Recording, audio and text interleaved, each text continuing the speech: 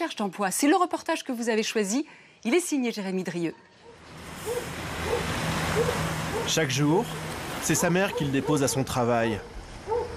Depuis un mois, Guillaume fait les 3-8 dans cet hôtel low cost, au bord de l'autoroute, à Mâcon. Pour 80 chambres, le jeune homme est tout seul. Au programme, ménage et téléphone. Hôtel VFA Mâcon Nord, bonjour. Vous avez réservé pour ce soir? C'est parti. 39 heures par semaine, le plus souvent de nuit payé au SMIC, rien que de très normal, à une exception près. J'ai un Master 2 en sciences politiques, parcours intelligence économique, donc pas trop en rapport avec le métier que je fais actuellement. Mais voilà. C'est combien d'années d'études? C'est 5 ans d'études. 5 ans d'études pour travailler comme homme de ménage. Guillaume a fini par prendre ce petit boulot alimentaire après 16 mois de chômage, faute de trouver dans son secteur. Il n'y a pas aucune honte à faire, ranger le linge. Et, au contraire, même quand on a bac plus 5 Même quand on a bac plus 5, c'est vrai que bon, c'est pas le rêve. Mais voilà, on met son orgueil de côté et on range le linge. Diplômés, non diplômés, en France, plus de 630 000 jeunes cherchent un emploi. 1 sur 4 est au chômage. Plus qu'ailleurs, les moins de 25 ans peinent à faire leur entrée dans la vie active entre incertitude et précarité. Alors nous sommes partis à la rencontre de cette jeunesse sans perspective, comme Guillaume et Juliette, bac plus 5 condamnés au petit boulot. Nous avons aussi suivi Adrien, Aurélie et Samir, des jeunes de la banlieue parisienne qu'une coach essaye de mettre sur le chemin de l'emploi. Pourquoi ont-ils autant de difficultés à trouver leur place dans le monde du travail? Et quelle est la responsabilité des entreprises? Portrait d'une génération précaire.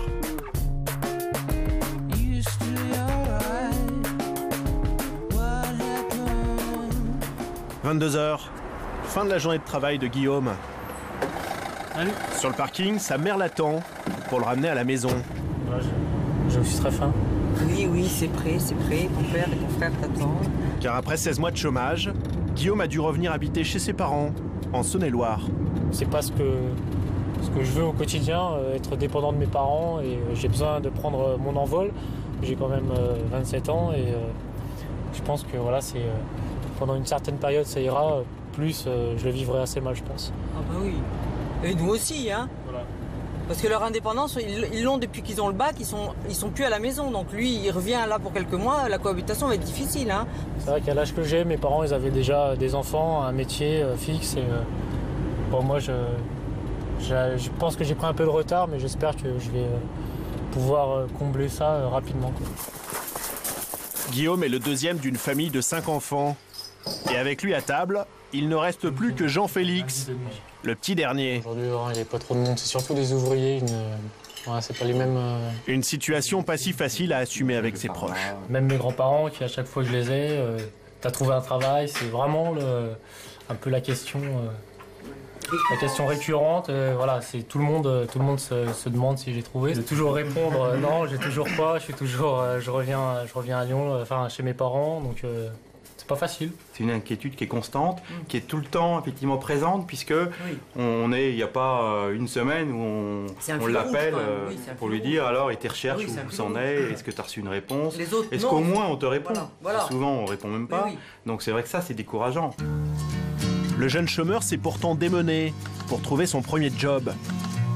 Fort de son bac plus 5 en intelligence économique, il a envoyé CV et lettres de motivation à un nombre impressionnant de recruteurs, sans résultat. Sur environ plus de 200 candidatures, j'ai dû recevoir une trentaine de réponses, et toutes négatives. Combien d'entretiens? 0 entretien. On dit que l'intelligence économique, c'est le métier de demain, mais malheureusement, je confirme, c'est pas encore le métier d'aujourd'hui. À 27 ans, Guillaume a retrouvé une petite place dans les combles de la maison familiale. Ici, ce Tanguy attend des jours meilleurs. On voit beaucoup d'amis qui commencent à acheter des appartements, des maisons, et nous, on se retrouve chez ses parents, et Donc voilà, on se dit que on a peut-être loupé un wagon, c'est pas facile à vivre au jour le jour, mais voilà, il faut mettre son orgueil de côté et continuer son petit bonhomme de chemin. Même bardé de diplômes, voler de ses propres ailes n'est donc pas si simple. Et ils sont nombreux à connaître cette désillusion. Exemple à Lyon, ville universitaire où les jeunes diplômés sont légion. Juliette, 25 ans, est titulaire d'un Master 2 en sciences de la santé. 5 années d'études pendant lesquelles elle s'est donnée à fond. C'est quoi cette liste de documents? C'est l'ensemble des travaux longs qui ont été nécessaires à la validation de mon diplôme. En plus, tout ça là. Voilà, en plus du stage et des partiels qu'on a passés au cours de l'année. Ça, c'est mon diplôme de Master 2. Ici, j'ai mon diplôme de licence, anglais-espagnol. Et là, c'est le diplôme du bac que j'ai donc obtenu en 2003. Quand vous enchaînez comme ça l'énumération de compétences, vous avez envie de dire que dois-je vous donner de plus pour obtenir un entretien et ensuite un emploi. L'élève modèle avait pourtant bien calculé son coût. Son diplôme devait lui ouvrir les portes du pôle biomédical de Lyon-Gerland, le premier en France. Des dizaines de grands groupes et autant de chances de trouver un emploi de traductrice scientifique. Mais un an plus tard, pas une seule offre d'embauche. Sur les 90 courriers, j'ai eu à peu près 30 réponses négatives. Le reste, pas de réponse.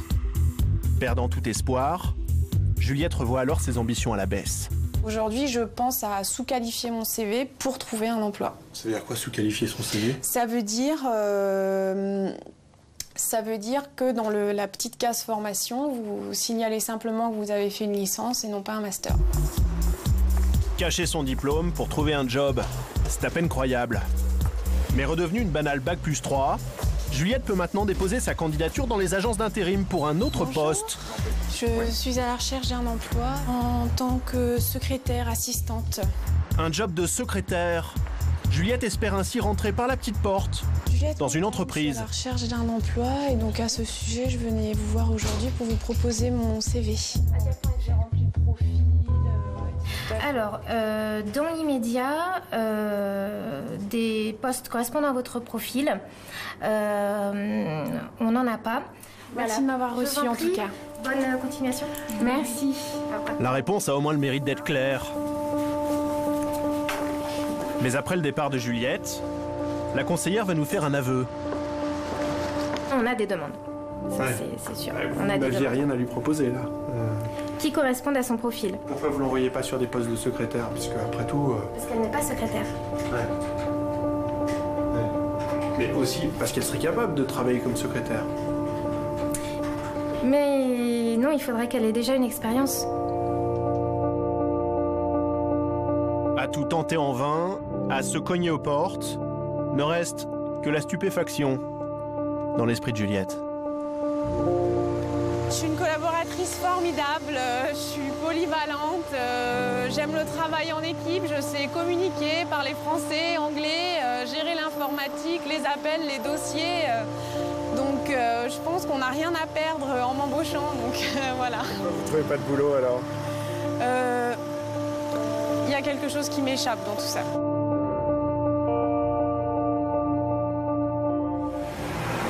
À Lyon, c'est dans cet immeuble que vivait Guillaume avant de revenir chez ses parents, il y a un mois. Dans cette chambre meublée de briques et de brocs, il a été étudiant puis a commencé sa recherche d'emploi. Aujourd'hui, il rend le bail et doit remballer ses quelques affaires et des souvenirs cruels, les dernières lettres de refus des employeurs. J'en ai reçu une cette semaine, là, je l'ai eu ce matin, qui est donc négative, qui me dit nous avons bien reçu votre candidature pour un poste de chargé de mission. Et voilà, malgré l'intérêt qu'elle présente, nous ne pouvons y donner une suite favorable. Et votre diplôme alors? Et mon diplôme, écoutez, voilà, il est là. On nous a toujours dit travail, et même les profs, voilà, ils se disent allez-y, il faut s'investir, il faut travailler, il faut être présent. Et au bout du compte, voilà, on n'a pas de travail au final, quoi. Dans sa promo de l'université, Guillaume n'est pas le seul à galérer. Même pour avoir un stage, ça devient compliqué. Régulièrement, le jeune homme revoit ses anciens camarades du master d'intelligence économique, comme Ahmad Tu l'as 2 par semaine. ou Sophie. J'avais une réponse. Et eux aussi sont condamnés au petit boulot. José est parti à Lyon faire un MBA à Paris. Je travaille à la FNAC comme vendeur en jeux vidéo. Je suis serveuse à mi-temps et puis l'autre partie du temps, je cherche activement un travail. Ouais. C'est facile pour personne. Dans toute la promotion, ils sont que 3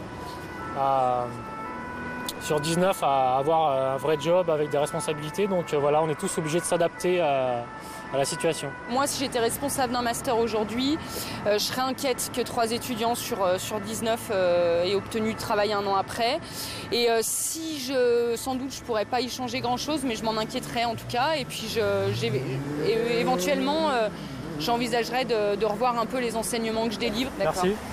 Mais alors, pourquoi l'université forme-t-elle des étudiants en intelligence économique s'il n'y a pas de débouché? Nous sommes allés poser la question à la direction de Lyon 3. Mais surprise, son bilan d'insertion professionnelle est bien plus flatteur que celui de Guillaume. C'est par rapport à des gens qui sont paradoxaux. Sur 22 étudiants, 14 étudiants sont en CDD, CDI. 4 étudiants sont en poursuite d'études. L'un a créé une entreprise et malheureusement, 3 étudiants sont sans emploi. Et 3 étudiants sans emploi, c'est déjà trop. Sauf qu'à y regarder de plus près, il y a comme un problème. Guillaume est marqué en CDD, tout comme Ahmad, tout comme Sophie. L'université maquille les chiffres de réussite de ses étudiants. Il y a derrière ces lignes CDD des emplois de serveurs, de vendeurs, de réceptionnistes d'hôtels. Est-ce que c'est normal, 15 mois, après l'obtention d'un diplôme Bac+5 ? Je dirais qu'en période de crise, cela peut arriver, mais il ne faut pas que ces étudiants se découragent, qu'ils continuent à se perfectionner. Est-ce qu'il y a une responsabilité de l'université ? Il y a toujours une responsabilité de l'université. Il faut aussi que vous puissiez comprendre que l'université, elle accueille tout le monde. Elle ne fait pas de sélection. Donc, à un moment ou à un autre, notre objectif, c'est d'accompagner chacun de nos jeunes diplômés, chacun de nos étudiants dans un projet. Mais à un moment donné, par rapport à la situation du marché, il y a, je dirais malheureusement, des formes de sélection qui peuvent se faire. Bonjour. Bonjour. Comment ça va ce matin? Pas mal, ça va. Ça va? Oui. Aujourd'hui, Juliette fait contre mauvaise fortune bon cœur. La jeune femme vient d'être écartée d'un poste dans une PME, in extremis. Elle était parmi les 2 dernières candidates. J'y croyais le plus possible. Je me projetais déjà dans l'entreprise. Bon, maintenant c'est comme ça, il faut continuer. Avec le temps qui passe, Juliette a dû se résigner, elle aussi, à prendre un petit boulot. De la garde d'enfants pour 1 000 € par mois. De quoi attendre, sans faire de folie. C'est combien là? 20 € pour imprimer des CV pour manger. Chercher un job, c'est un budget. Connexion internet, téléphone portable, transport en commun, une centaine d'euros par mois. 15 CV couleur, 9,20 €. Pour les courses aussi, il faut faire attention, maximum 50 € par semaine, pour 2. Une plaquette de chocolat, par exemple, ça coûte un certain prix, ça coûte 3-4 €. Pour 4 €, on peut avoir des tomates, de la salade, plein d'autres choses, donc il faut... Pas de chocolat. Non, pas trop, non. Elle a 10,70 €. 10 € de course, 10 € d'imprimerie, faites le compte. L'argent retiré a fait long feu. Aujourd'hui, la jeune femme survit grâce à son petit boulot de nounou et à son petit copain. Mais elle s'éloigne peu à peu du métier auquel elle se destinait. Alors pourquoi Juliette et Guillaume, tous 2 Bac+5, n'arrivent-ils pas à décrocher un job? Y a-t-il un problème avec leur profil, leur CV? Pour le savoir, nous sommes allés poser la question à Nora Barsali, spécialiste de l'emploi des jeunes. Elle a même écrit un guide pratique. Premier diagnostic sur le CV de Guillaume. Son CV est très clair. C'est une formation solide. Il maîtrise les outils informatiques, évidemment. Écoutez, moi, je ne sais pas quoi vous dire, mais c'est quand même étonnant qu'un jeune homme de cette formation ne trouve pas un emploi à 27 ans avec un tel bagage. Autour maintenant du CV de Juliette. Faire des gardes d'enfants, lorsqu'on a cette formation, on peut penser que c'est très bien pour l'enfant qu'elle garde, mais c'est un sacré gâchis pour notre société et pour les entreprises qui ne la recrutent pas.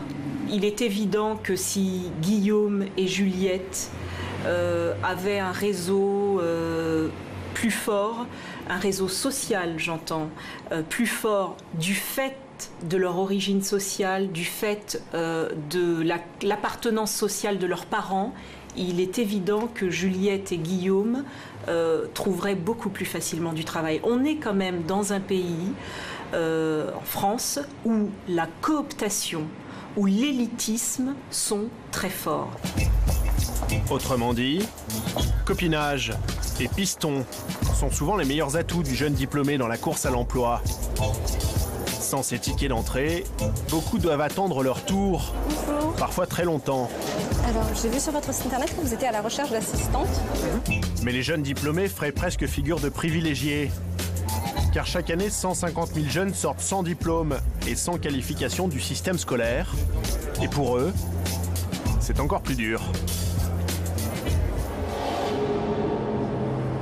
À Villeneuve-d'Ascq, dans le Nord-Pas-de-Calais. Damien, 19 ans, est au chômage depuis maintenant 6 mois. Sans emploi. Kevin, tu veux un petit café? Et sans logement non plus. C'est un ami qui l'a dépanné en urgence.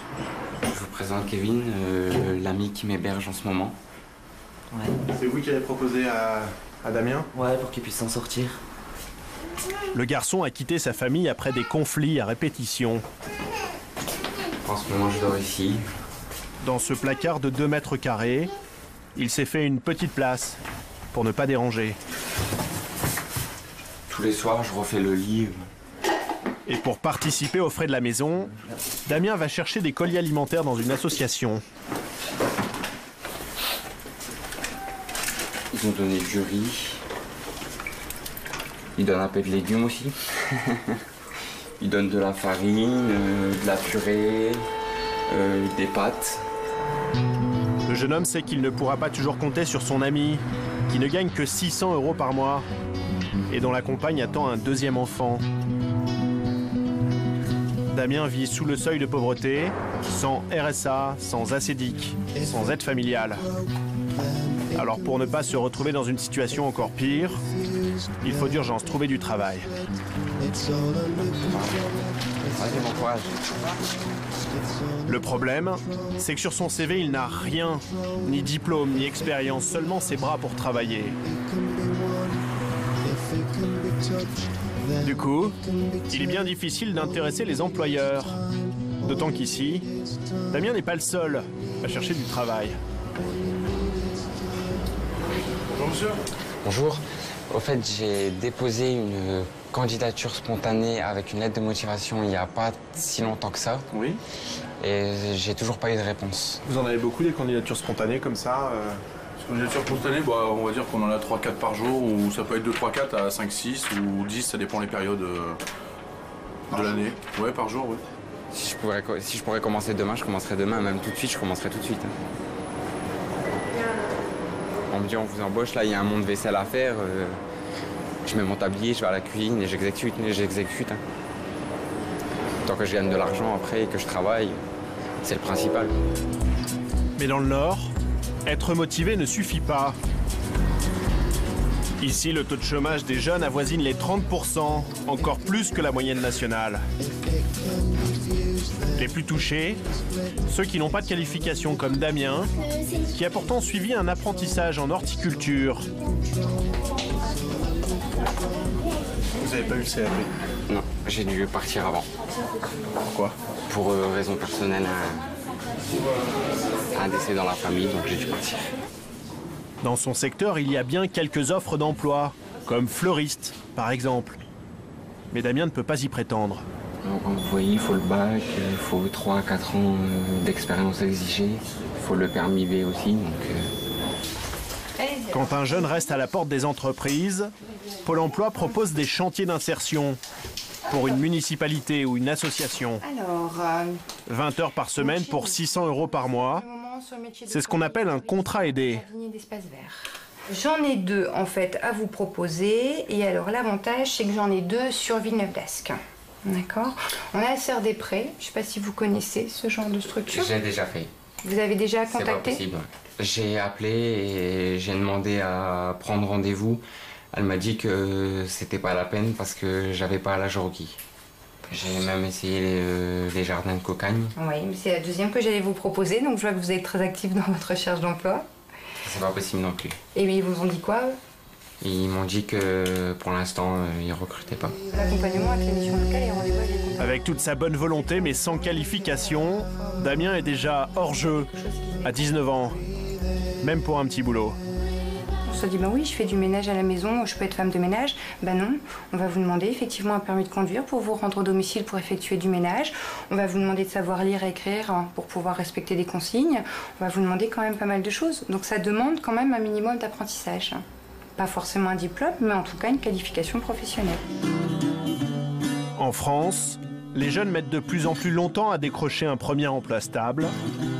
Et à la longue, certains finissent par baisser les bras. Ce matin, une dizaine de jeunes chômeurs ont répondu présents à l'appel de Manuela.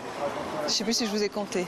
Une coach recrutée par la mission locale de Montaureau, en banlieue parisienne. Le début d'une reprise en main pour Sandrine, Adrien, Saïd, Imen ou encore Benissa. Des jeunes en échec dans leur recherche d'emploi et qui ont peu à peu perdu pied. Nous, on est là pour avoir un boulot et puis pour reprendre confiance en nous, je pense, pour tout le monde. Puis voilà. Pourquoi reprendre confiance en vous? À force de rester tout seul et à force de se reprendre des portes dans les dents, au bout d'un moment, je pense qu'un petit manque de confiance en soi. J'ai envie de reprendre les choses en main. Vous cherchez un travail actuellement? Oui, un travail ou une formation. Ouais, je cherche d'emploi. Ça fait combien de temps? Je pense. Ça fait à peu près 2 ans. Quand même. Peut-être qu'aujourd'hui, vous ne comprenez pas toute la signification, mais en tout cas, le point de départ d'aujourd'hui, c'est le point de départ d'une nouvelle attitude. Donc merci d'être là parce que c'est pas facile de partir sans savoir où on va. Voilà, merci. Donc pour la bienvenue. Cette opération expérimentale va durer presque 1 an. Et puis c'est parti, on monte et c'est parti. Je sais pas où on va, mais on verra. Objectif, mettre ces jeunes sur le chemin du travail. Pourquoi je suis là? Pourquoi je suis là? Pourquoi je dois tenir? La coach a décidé de commencer par un traitement de choc. 3 jours de sport extrême. Pardon de l'expression, mes vêtements plus de mon cul. Hein. Pour se remotiver, apprendre le goût de l'effort et du dépassement de soi. Ils sont complètement crevés. Complètement. Mais bon, ça c'est pas très grave. Essayez d'enlever les petites choses qui dépassent. Deuxième étape, revoir la présentation pour faire bonne impression devant les employeurs. Mélanie, on en est où nous? Allez, comme ça, un entretien d'embauche, c'est pas possible? Non, ça c'est impossible. Ça vous plaît ça? Eh, super! C'est chez Emmaüs que l'opération relooking a lieu. Un petit haut, elle est trop mignonne. Avec quelques euros, chacun peut se transformer Qui n'a pas trouvé son bonheur? en candidat idéal. Alors là, ah non, Adrien, alors là, il n'y a même pas photo quoi. Regardez. Eh, regardez. Oui. Elle est, c'est super. Elle est super. Franchement, nous sommes à l'aise. C'est quel budget là sur vous? Je sais pas du tout. La veste, c'est 3 €. Chemise, c'est manche longue ou manche courte? Manche longue. 2 €. Donc, tu as un total pour 5 €. Pour avoir la gueule de l'emploi, les jeunes vont ensuite passer entre les mains expertes d'élèves en école de coiffure et d'esthétique. Lorsqu'il y a une rencontre, on dit c'est les 20 premières secondes qui comptent. Et je le confirme, c'est le physique. C'est l'attitude, c'est la façon de se présenter. C'est l'élocution, parce que ça, on va y revenir aussi dans un prochain atelier. Les chaussettes de l'archi du chef. Bien parler et bien respirer pour gérer le trac de l'entretien d'embauche. Parce que si vous tremblez comme ça, c'est que vous êtes stressé. Vous avez un peu peur. Il faut respirer, d'accord? En fait, ça c'est pas... Alors, juste. Lors de simulations d'entretien, la coach corrige problèmes d'attitude et tics de langage pour apprendre à mieux se vendre. J'ai pas vraiment... Partez pas. Non mais là c'est gâché là, c'est gâché Manuela. Bonjour, je me présente, Imen Nakadi, j'ai 20 ans. Je souhaite passer mon concours d'hôtesse de l'air. J'essaye de me réorienter vers la vente, plutôt ce qui est produits culturels et ludiques et l'informatique aussi. Je voudrais travailler dans des maisons de retraite, ou soit je souhaiterais travailler en tant que dans la petite enfance. Je voudrais passer mon SIAP et... Après 2 mois, certains font des progrès notables et la confiance en soi s'installe peu à peu. Sécurité ou alors faire mon gardien en bâtiment. Il est maintenant temps de retourner en entreprise. Au programme aujourd'hui, visite d'une usine de sidérurgie, l'une des dernières survivantes en France. L'occasion de découvrir avec un ouvrier la vraie vie, le monde du travail. Les camions arrivent sur le parc à ferraille où toute la ferraille est déchargée en fonction. Mais la vue d'un tel spectacle n'a pas l'air de susciter des vocations chez ces jeunes chômeurs. 45 000 tonnes. 45 000 tonnes, quand vous voyez qu'une voiture fait un peu moins d'1 tonne. Si on vous proposait un emploi ici? Non, je prendrais pas. Non. Voilà. Je suis plutôt une hôtesse. Ça peut être intéressant, il y a beaucoup de gens qui peuvent aimer ce métier, mais pas moi. Ça m'intéresse pas du tout. L'industrie, c'est... Ah, la ferraille, c'est pas mon truc, quoi. C'est pas dans mon domaine, quoi. Pourtant, dans cette usine de 300 salariés, on recrute. La direction cherche déjà ses ouvriers de demain pour remplacer les départs en retraite. Ici, il y a donc de l'avenir pour les jeunes motivés. Mais bizarrement, ce n'est pas si facile d'en trouver. Vous trouvez facilement des jeunes prêts à venir travailler? Ça dépend un peu de... Ça n'a pas l'air facile, hein? Comment? Ça n'a pas l'air facile, vous avez hésité, hein? C'est pas toujours facile. Dans le bâtiment, dans l'énergie ou dans cette usine, les recruteurs peinent à trouver des jeunes candidats, malgré 25% de chômage.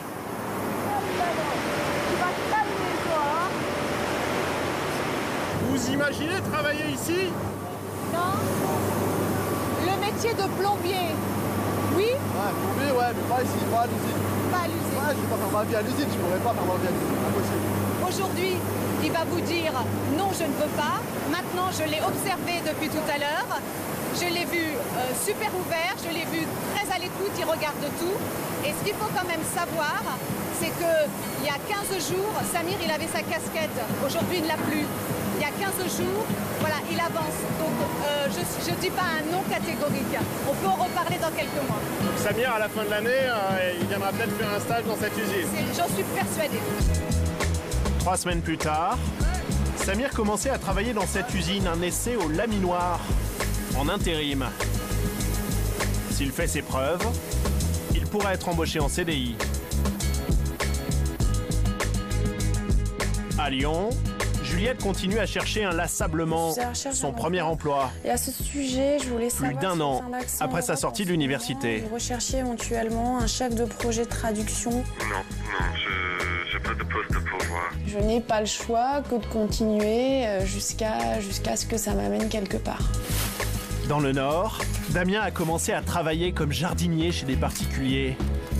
Quelques heures chaque mois pour gagner un peu d'argent et garder la main verte. Ça fait plaisir de retoucher à ce que j'aimais toucher avant. Ça fait plaisir de remettre les mains dans la terre. Et Guillaume alors? Eh bien il court toujours après son premier emploi. Mais bientôt il va quitter ses verts pâturages. De l'espoir plein les bagages, direction le Brésil.